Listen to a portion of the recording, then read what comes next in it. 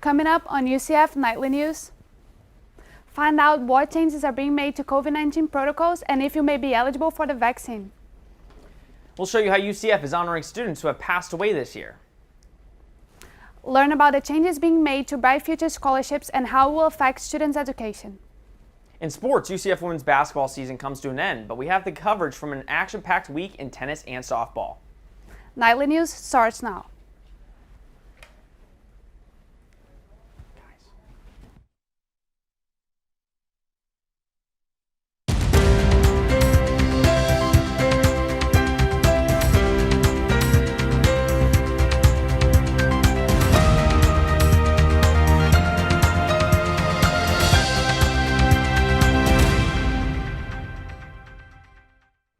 Good afternoon and welcome to Nightly News. I'm Tanya Brito. And I'm Sean Green. Today is Friday, March 26, 2021. Investigators are still searching for the silver Jeep or SUV tied to a shooting near campus. 18-year-old Reynaldo Hernandez faces a charge of first-degree murder with a gun for the killing of 17-year-old Luisa Vilas Rodriguez. The sheriff's office says he was taken to a local hospital where he was pronounced dead.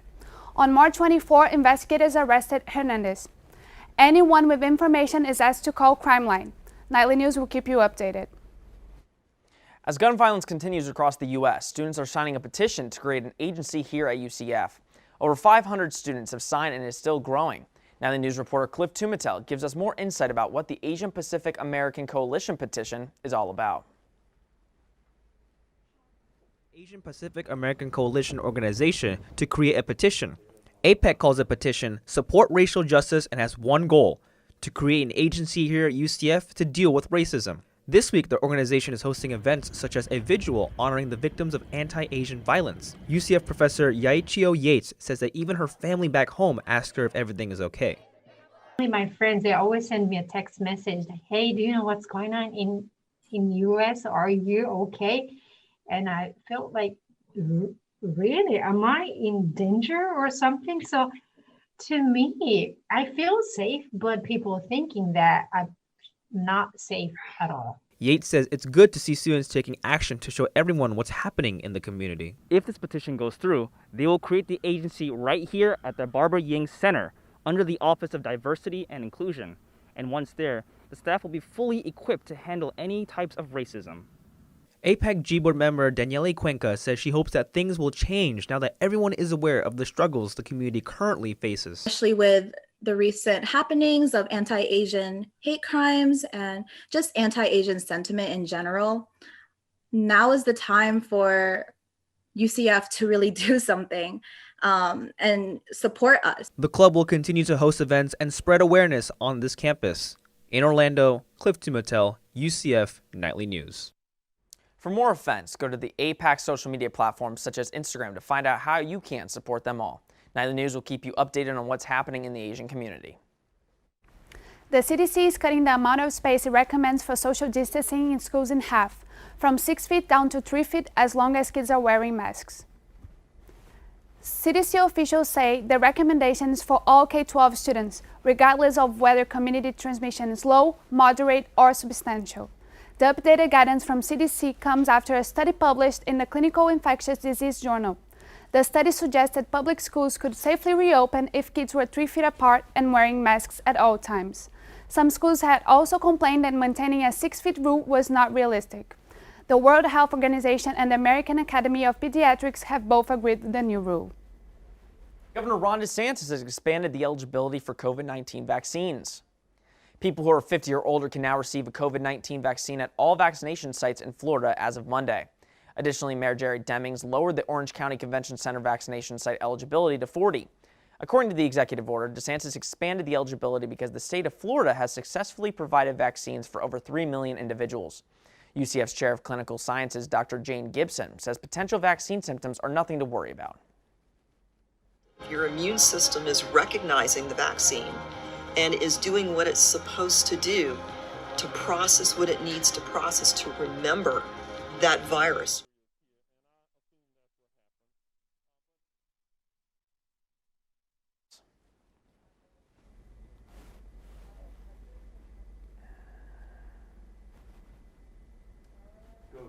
Not moving.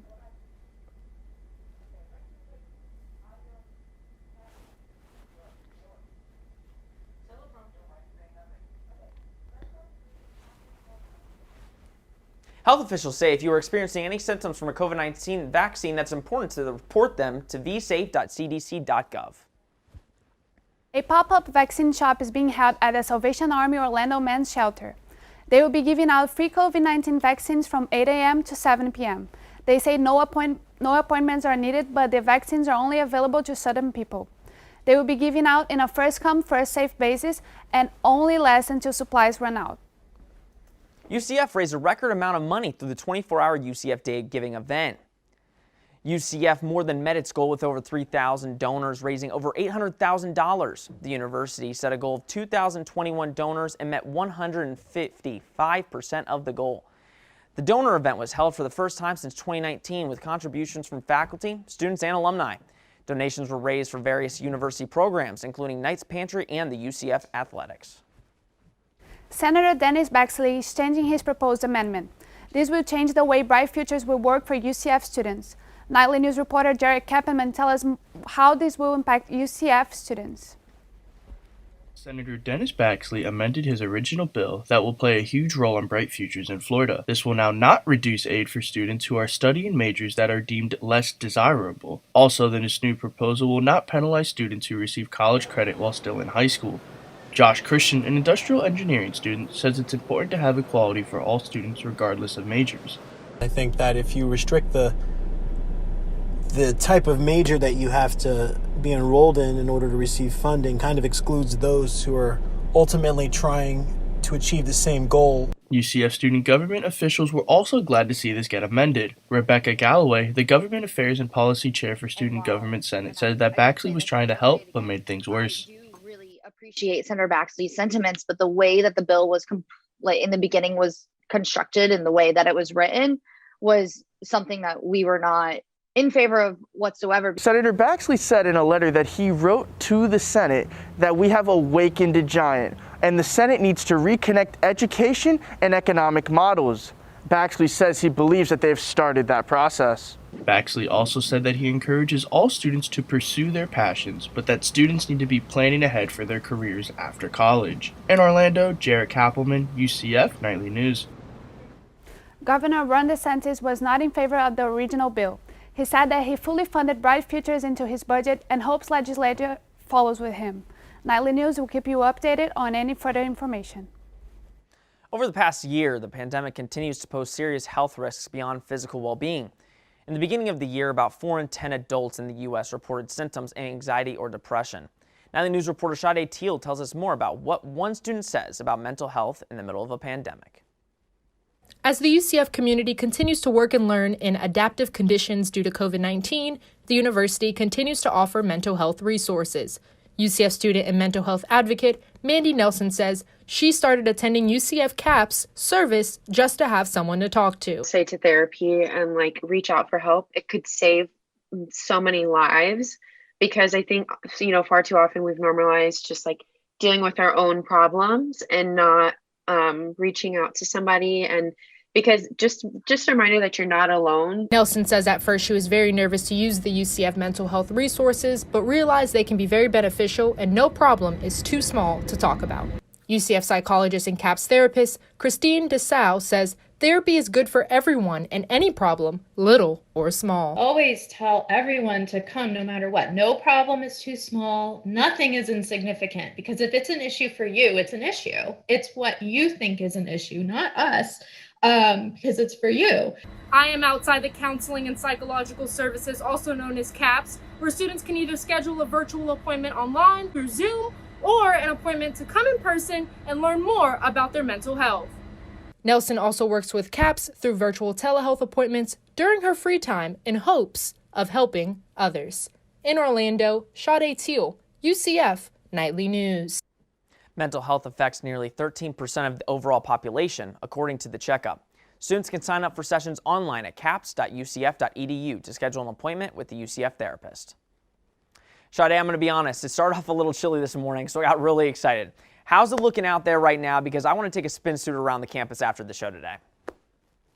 Thank you, Sean. Let's jump right into our current weather conditions. Currently, it is 73 degrees outside. It's definitely warming up, and it will warm up throughout the week. Humidity is 90%. Winds are south with 9 miles per hour. And of course, chance of rain here in Florida is pretty low with a 10%. That's all the weather I have for you. Now back to the anchors. When we come back, we will check in with NSM Editor-in-Chief Emily Hernandez to get an update on the web. Plus, find out how UCF is honoring our fallen knights from the past year.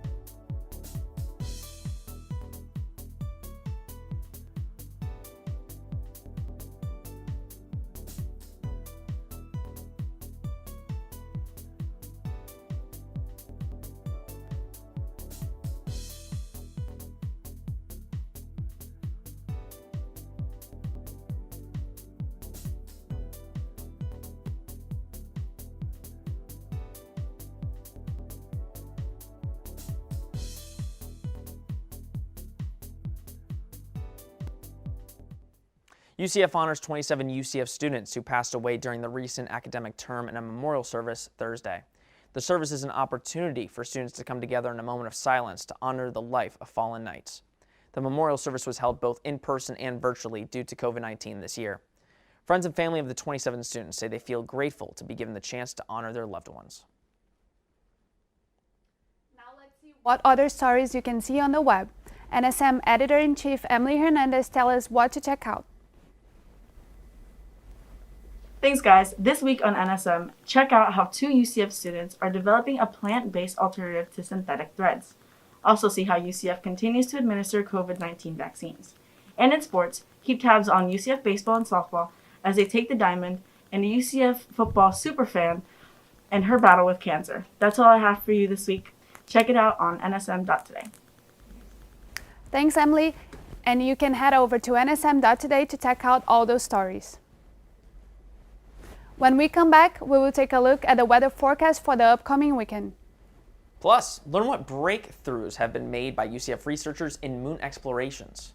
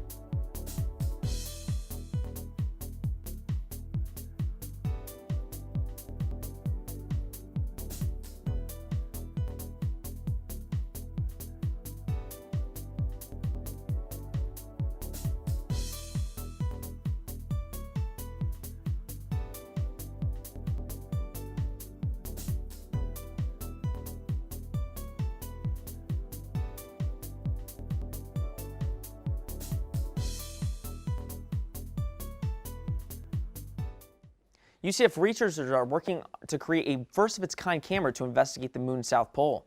The camera could be impactful for future human and robotic exploration. Nightly News reporter Sade Teel spoke with key researchers about how the camera works and the effects it will have on space exploration.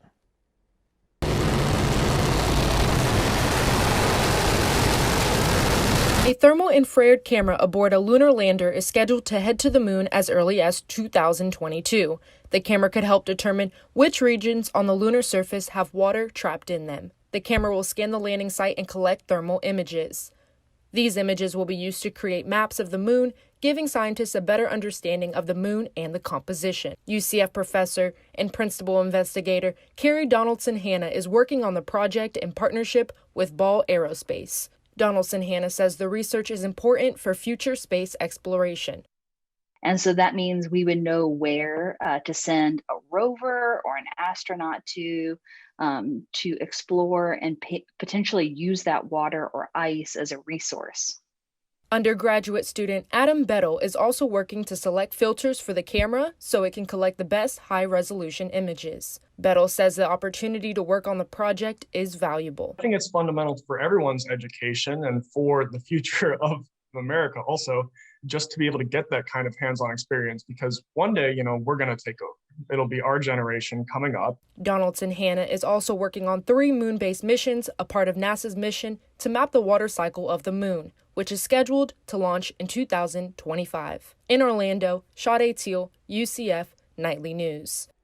The camera will launch in 2022 with no crew, but NASA says it will help prepare for the mission ahead of sending astronauts to the moon by 2024. Nightly News will keep you updated on all the moon missions scheduled to happen in connection with UCF. Because there are hundreds of near-Earth asteroids that can potentially hit the planet, a new technique may help planetary defense prepare for asteroids colliding with Earth. Using the same tools used to make polarized sunglasses, a team of UCF researchers at the Arecibo Observatory in Puerto Rico are developing a technique to deeper and analyze asteroids and study their composition. Depending on the size and makeup, some asteroids will burn up, but others can cause severe damage to the planet. Nightly News will keep you updated on the technique and research being released. Spring is in full bloom, and time is now an hour ahead. While the change is temporary until November, some senators hope to make daylight savings time permanent. Nightly News reporter Okelo Pena tells us about the bill in review. Florida Senators Marco Rubio, Rick Scott, and 6 other U.S. senators reintroduced the Sunshine Protection Act to Congress to make daylight savings time permanent across the U.S. Florida and 15 other states, like California and Washington, have passed a similar bill between 2018 and 2019, but has not taken into effect without the approval of Congress. Rubio is leading the charge, calling an end to DST, promoting health, environmental, and economic benefits. In a statement on his website, Rubio said, quote, "I am proud to reintroduce this bipartisan bill to make daylight savings time permanent and give our nation's family more stability throughout the year." With more time in the day, researchers have found a benefit towards the economy with an increase in tourism and spending. The change, however, does have some health setbacks. A study done by the Congressional Research Service found some of the health risks involved with a permanent change to DST include high risk of heart attacks and car accidents.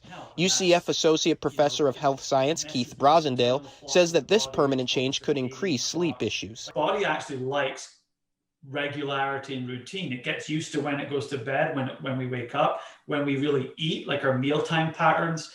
All those things matter. Some students, like senior human communications major Nicholas Foster, says he would like the change as DST created more time for some old hobbies. Time of the day. So I would say I gained back reading a little bit and being able to touch my little hobby of writing. So definitely something that I gained, and I really enjoy that. For now, Florida and the rest of the country will remain in this time shift and fall back an hour on November 7th. Reporting in Fort Lauderdale, Okelo Pena, UCF Nightly News. The bill is currently in review by a subcommittee on consumer protection and commerce. If passed before November, time will remain the same with no falling back. All right, Sade, lay it on me now. If the rest of the week looks like today, I'll be happy. But is the rest of the week going to be cold, or are we going to feel that Florida humidity all over again? Thank you, Sean. Let's take a look right now at our Florida weather map for our highs. Tallahassee, we have 84 degrees. Jacksonville, we're at 91 degrees. It's definitely getting hot up there. Tampa, 88 degrees. Orlando's going to hit 93 degrees, so you might want to ditch the raincoat or, the big sweaters and throw on some shorts. Miami, we're at 82 degrees. Now let's get into our lows. Tallahassee is 66 degrees, Jacksonville is 64 degrees, Tampa is 68 degrees, Orlando is 66, pretty moderate, and Miami, we always know it's hotter when you go down south, 73 degrees. Now let's take a look at our 5-day forecast. Saturday we have a high of 91 degrees with a low of 68 degrees and a 10% chance of rain. Sunday, great day, 91 degrees high, 66 degrees low, 8% chance of rain. Monday, we're at 84 degrees of a high, 66 degrees low, 16% chance of rain. Tuesday and Wednesday, it might get a little rainy, so you might want to pick up the umbrella with an 88 degrees high, 68 degrees low on Tuesday, 24% chance of rain. Wednesday, we're at 90 degrees high, getting a little hotter as we go throughout the week, 66 degrees low, and 20% chance of rain. That's all the weather I have for you. Now back to our anchors. So disappointing. We feel that Florida humidity already, 90 degrees all week next week. I'm just going to stay inside. I'll go to school, stay inside, do whatever, because I am not going to do anything out in that Florida heat. But thanks, Sade. We appreciate it. And when we come back, we will tell you about changes in UCF athletics health and safety protocols at home sporting events. Plus, UCF tennis is off to one of its hottest starts in program history.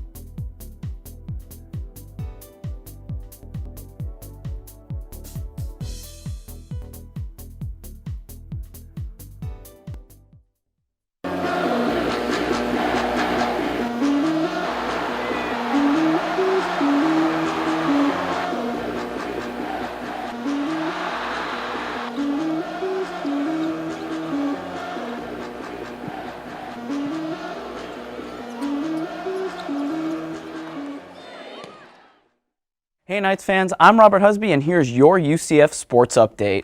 UCF athletics officials announced changes to outdoor game policies regarding COVID-19. The policy reduces physical distancing from 6 feet to 3 feet. Remaining games, including the spring football game, will have a new capacity of 50%.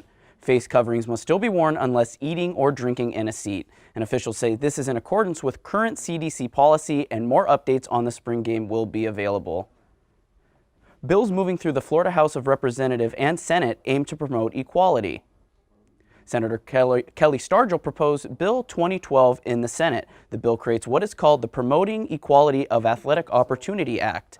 The bill states certain athletics teams or sports will be built on the basis of students' biological sex. This means sports designated for female athletes will not be open to male students. The bill also includes guidelines for those who transition from male to female. Nightly News will keep you updated on the progress of this bill. The UCF Knights softball team catches fire as they move into conference play. The Knights won 8-6 against the 6th-ranked Florida Gators Wednesday night off a walk-off home run by Carissa Ornelas. The win marked as the 700th win for the program. This was the Knights' first game to allow 50% capacity with social distancing. Coach Cindy Ball Malone says she loves the huge crowd as it made the difference in the game. They start conference play against the 9-14 Houston Cougars at 4 p.m. UCF women's basketball season came to an end this week. The team entered as a 10th seed in the NCAA Women's Championship against 7th seed Northwestern. This is the second time in 3 years that the Knights would make the tournament. After a hard-fought game, the Knights would fall to the Northwestern 62-51. The Knights finished their season 16-5 on the 2020-2021 campaign. And UCF men's tennis has its first top 5 ranked player as Gabriel Descamps ranks 4th in the Oracle ITA Division I rankings. He holds a 10-1 record this season and has won 3 singles matches against top 20 ranked opponents. The last highest player ranked in program history was Corey Lovett, who ranked number 42 in 2017. Descamps holds a 9-match win streak and also ranks number 21 in doubles alongside partner Trey Hildebrand. The junior is the AAC Player of the Week for the 3rd time this season, and men's tennis plays against SMU today. UCF men's basketball lands their first 2 2022 recruits. Twin brothers Taylor and Tyler Hendricks have officially committed to the Knights. They both play at Calvary Christian Academy in Fort Lauderdale and led the school to a Florida FHSAA state championship this year. Taylor is a 4-star recruit who had offers from Florida State, Miami, Iowa State, and USF. Tyler's only offer was from UCF. This officially lands head coach Johnny Dawkins a 4-star recruit in both 2021 and 2022 recruiting classes. Both have 1 more year of high school before joining the Knights. And that's all the time I have for you here in sports. For more sports content, check out Hitting the Field on social media and YouTube.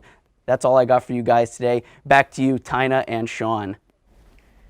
Thanks, Robert. And yeah, let's talk about the Magic really quick. We just want to give a big shout out to Nick Vucevic, Aaron Gordon, and Evan Fournier. They were great Magic players for a lot of years, so I really want to say we appreciate you for everything you've done for Orlando. That's our time, though, for right now. Thanks for joining us. Remember, you can always keep up with us during the week on our website, nightlynews.ucf.edu. And if you've got a story idea you want us to know about, send it our way. You can reach us at nightlynews@ucf.edu. Thanks for watching and charge on.